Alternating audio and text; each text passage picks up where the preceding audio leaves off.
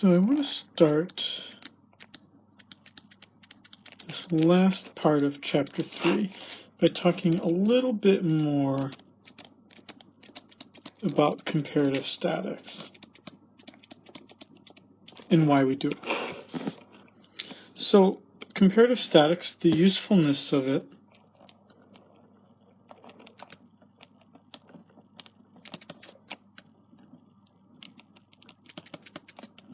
is it's useful for making predictions. And those are predictions for price and quantity.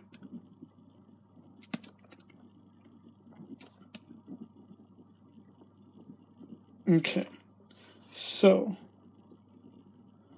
with that said, we talked earlier about how supply can shift and demand can shift, and what we want to be able to say here is what then happens if we put everything on the same graph like this,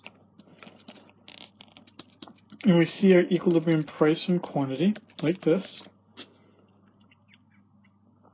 Then as we shift the demand, for instance, and it shifts out like this, taking us from D1 to D2, that as demand increases, what we see is that the equilibrium quantity increases and the equilibrium price increases.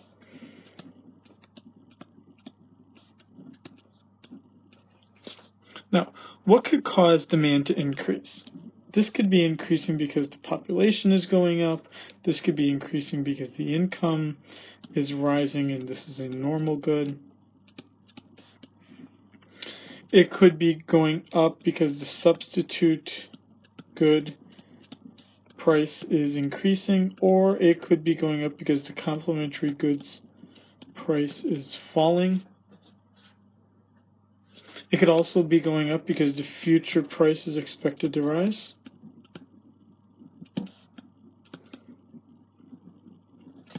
What you see here are 5 things that cause demand to increase. Now, the law of demand is not at work here.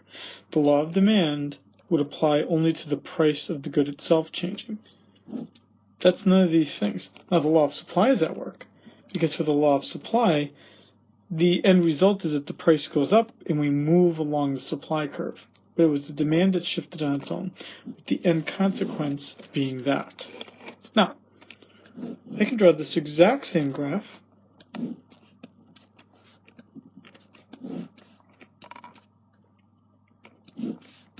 and instead now I can have the supply curve shifting out. Let's call it S1, S2.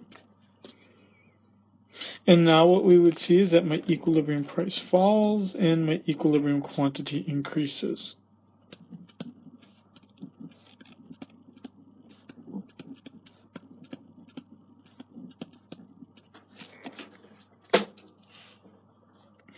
Now what could cause supply to increase? Well, these would be things like cost falling, more firms, lower taxes,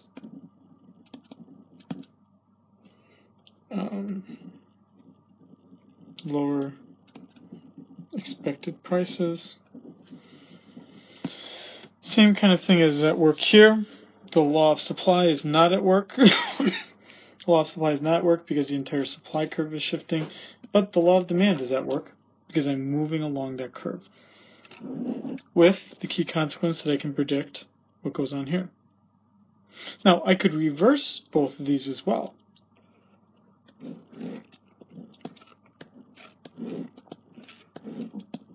What if I had my demand curve decreasing?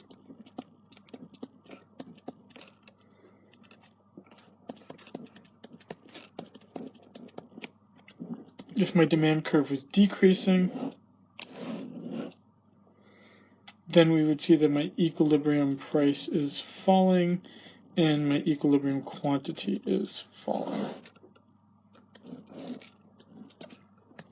Alternatively, I could have my supply curve decreasing, and in that case my equilibrium price would be rising, my equilibrium quantity would be falling. hopefully these four shouldn't be that tough. But this should be pretty straightforward. These four circled things being the predictions of what would happen to the equilibrium price and quantity if one of these things happened. The more complicated part of this would be is what if both curves are shifting? So for instance, what happens if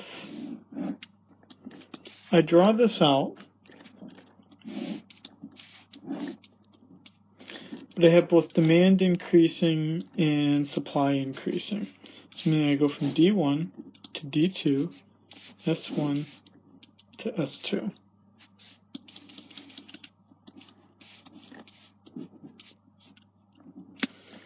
Looks like my equilibrium price is staying the same,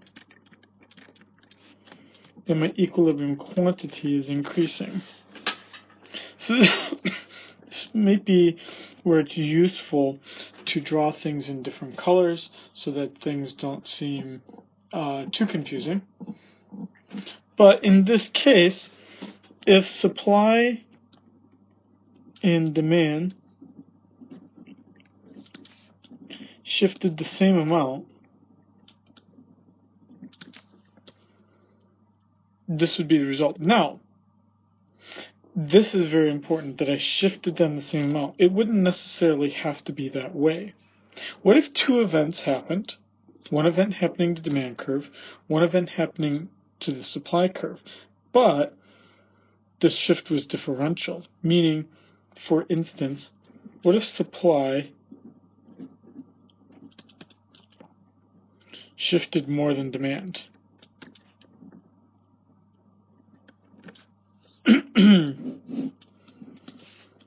Then it would look like this.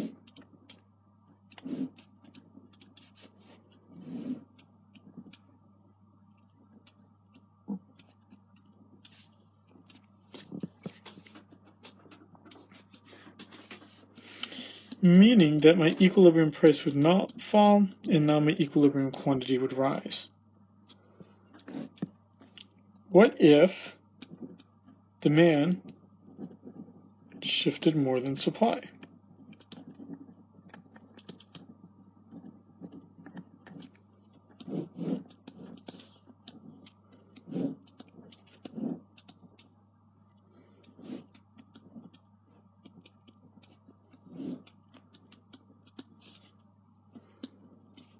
Now, my equilibrium price is rising, and my equilibrium quantity is still going up.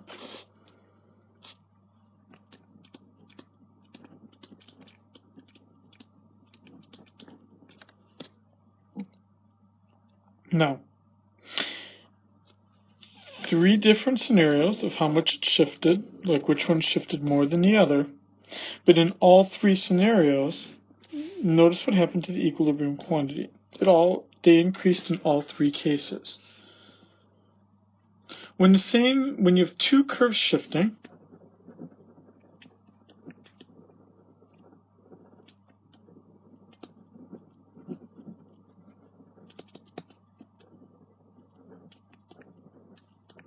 and no matter which shifts more,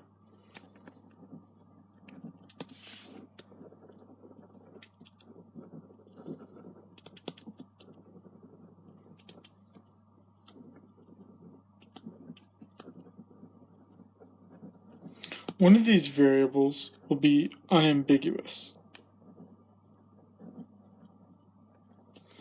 meaning that we know with certainty what will happen. And in this case, it is quantity, because no matter which one shifts more than the other, the quantity always goes up. But the other variable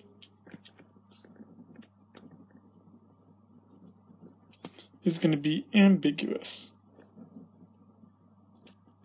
meaning that there's some uncertainty. And that's what we see with price. Price could either stay the same, go down, or go up.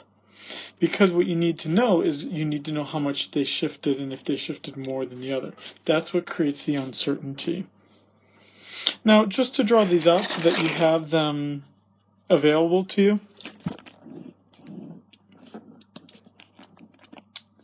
I could draw this same graph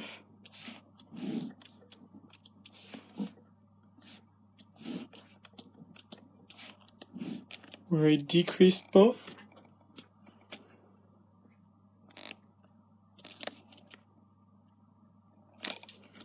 Now, equilibrium quantity will always fall. Equilibrium price will be basically ambiguous. That's how you determine which one will be ambiguous. Shift them by the same amount. The one that does not change will be your ambiguous variable. Because alternatively,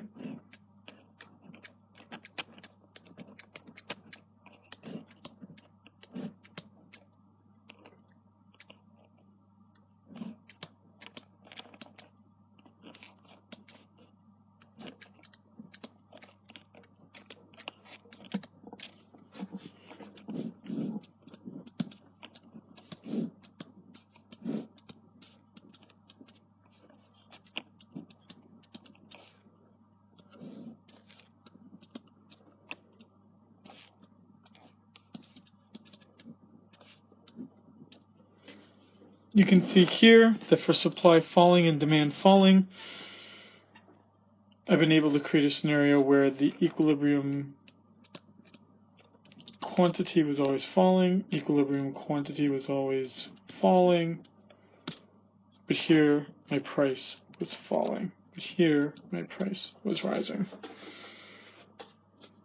I could also do it where supply was going up, but demand was going down.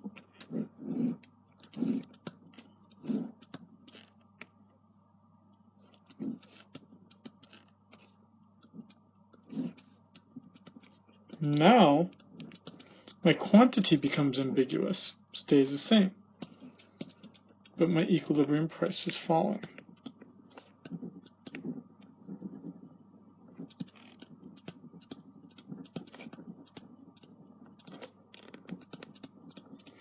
Which would mean that I could then add the other two graphs here, and I'll do that very quickly here so that you can see it being done.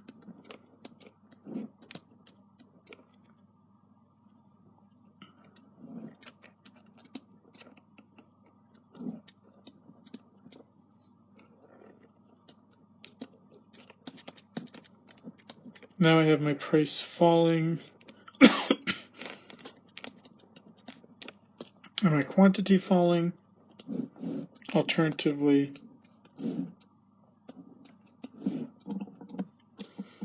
I could have it where D1, supply 1, where I'm shifting this a little bit.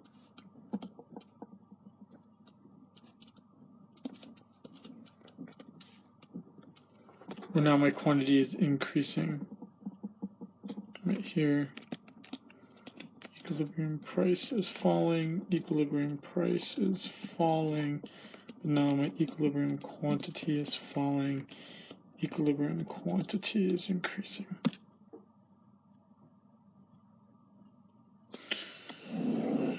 Alternatively, we could have my demand falling, or sorry, my supply falling, my demand rising.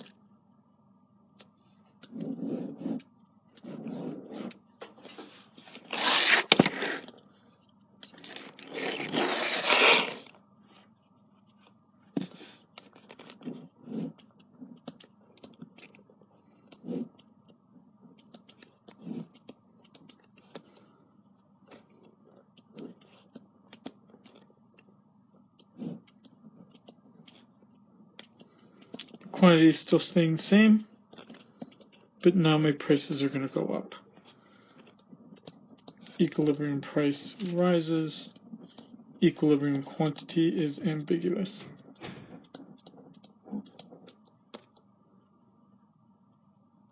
And you could draw the other two graphs to make it look like these two. I'll draw them.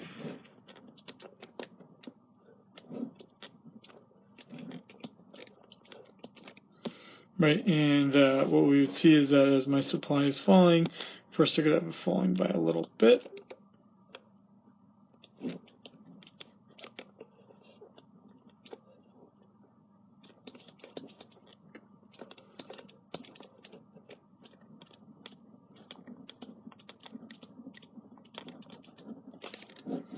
Or alternatively,